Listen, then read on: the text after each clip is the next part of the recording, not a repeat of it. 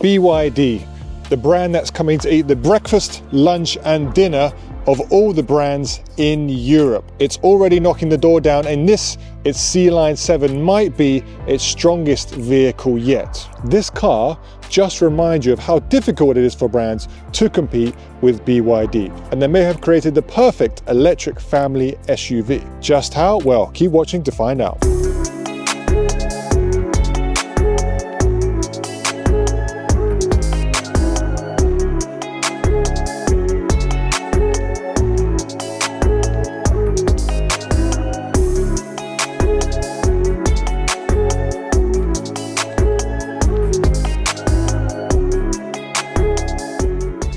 So it's not the Seagull or the Seal, this is the Sealion 7. And although tempting, I'm not going to go into a whole thing about Chinese brands and their naming strategies, although I will say BYD is probably one of the worst offenders when it comes to this.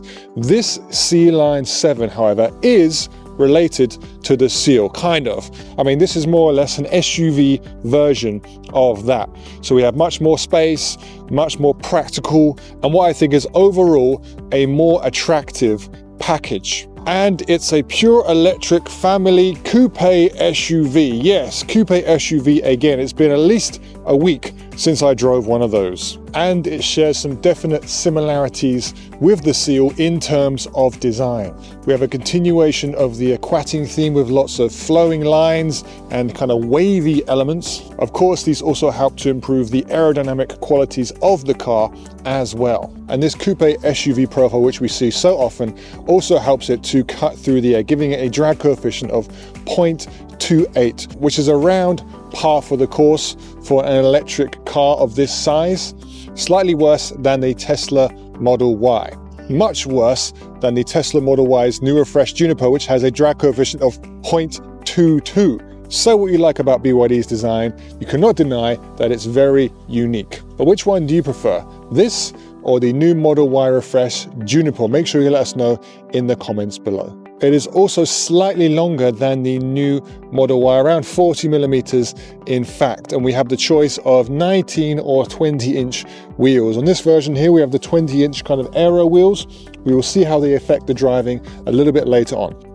And we also have these plastic wheel arches that will help keep the car looking good over time. So at the back here, and we have not one but two spoilers, one here on the roof and one here on the trunk, although I will say they're probably more for visual purposes rather than having any performance benefit. And no more build your dreams. We only have BYD. What could this possibly mean? Maybe it means bring your dog, or maybe it means buy your donuts. What else could BYD stand for? Make sure you let us know in the comments.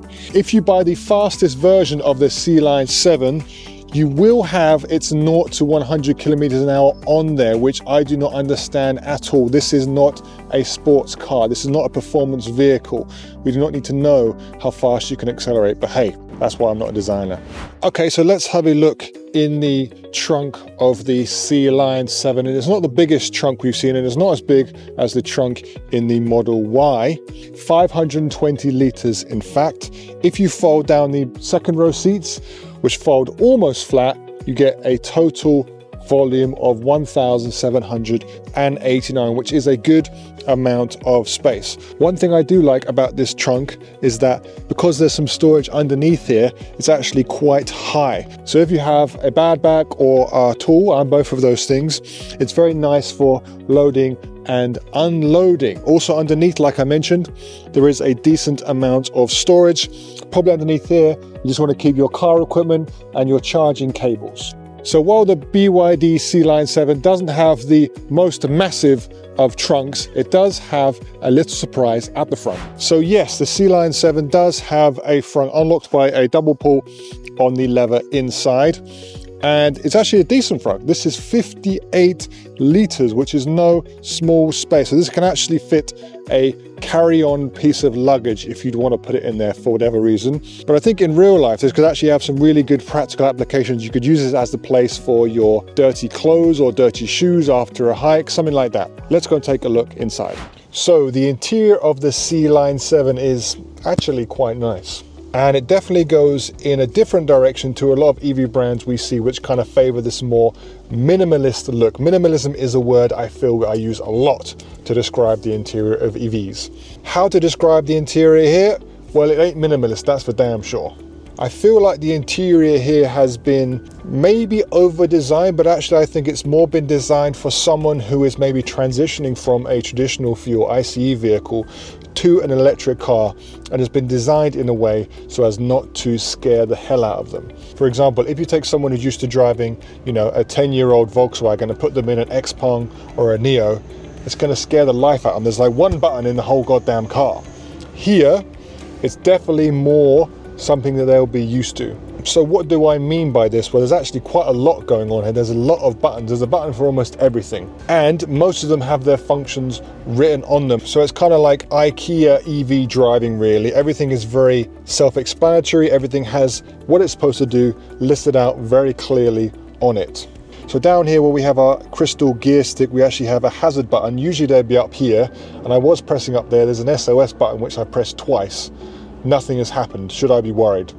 We have the parking sensors, we have the automatic braking, the on-off switch, regen, a parking button, you know, our air conditioning control, so automatic on-off and demist. We have our driving modes and our volume.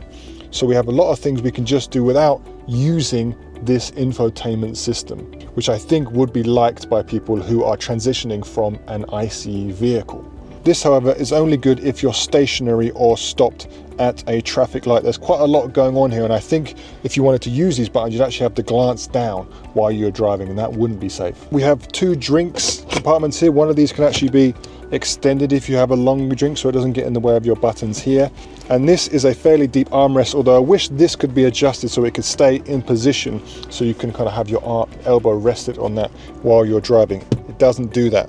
We do also have two charging ports under here, one Type-C and one USB 2. We have one 50-watt cooled wireless charging pad, and then we have a 15.6-inch screen, which is probably one of the biggest we've seen actually. Of course, as with other BYD screens, this can be rotated for landscape or portrait as you see fit. But the size of this, there is really no reason to have this in portrait mode. Landscape is absolutely fine. You even have a 10.25-inch driver's cluster here, which is very big actually and very clear. And the combination of this driver's display and a pretty large HUD means you won't be looking at this screen very much anyway. So the wheel has a button for every occasion, every button you could possibly imagine, it's on here. It even has a phone button, which I haven't seen in a while.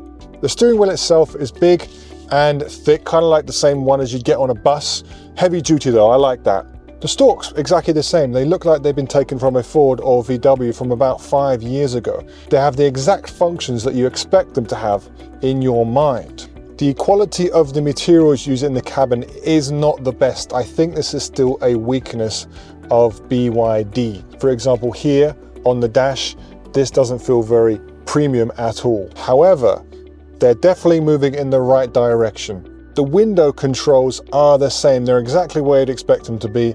Also, we have an actual manual physical control for the wing mirrors, which we haven't seen in an EV in a while. On top of that, we have separate buttons for child locking the two rear doors. You don't see that very often. I think one thing that scares people about getting an EV is that when they get inside, the things, the switches, the controls are not what they used to, not where they used to be.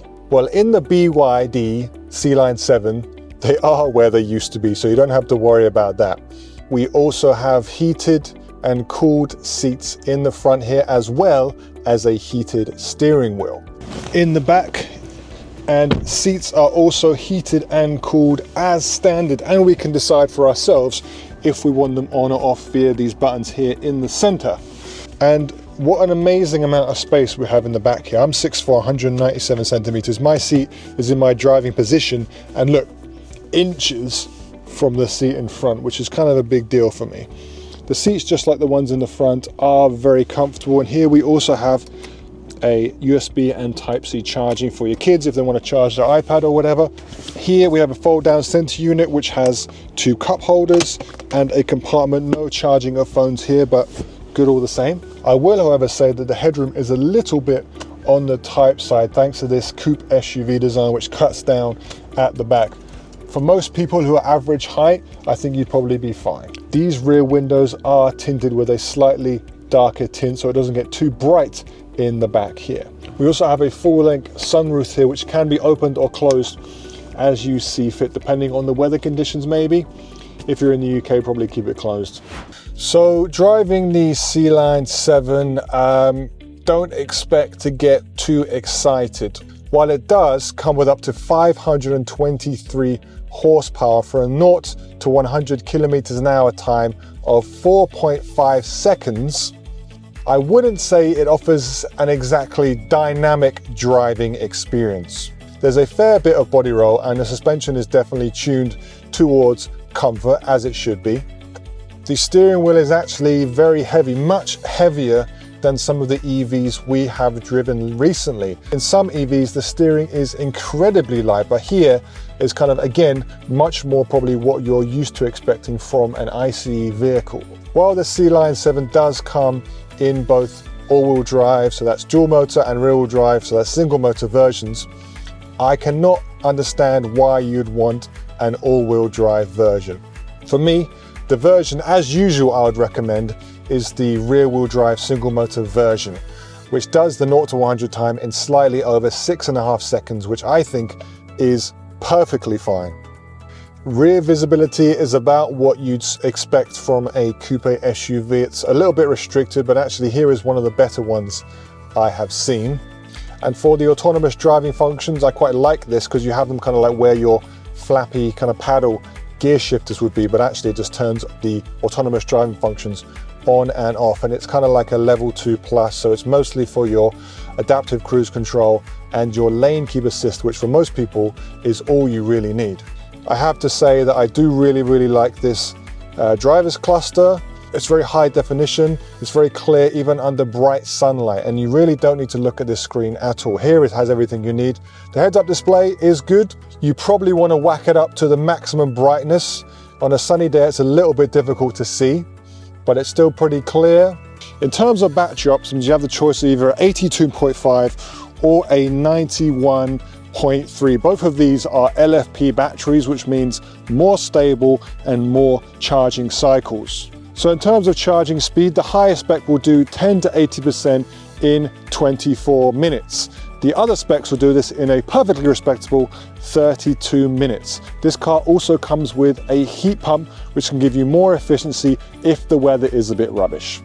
We also have a 2.2 kilowatt port in the back for V2L. So is the BYD 7 the perfect electric family SUV? Well, it might be. Regardless, it's sure to give the Model Y, including the refresh, a run for its money. The Sealion 7 is great for those who want an EV but want experiences that more closely match the ones they're used to in an ICE car. It's also a great option for those small to medium-sized families who need a sturdy, no-frills vehicle.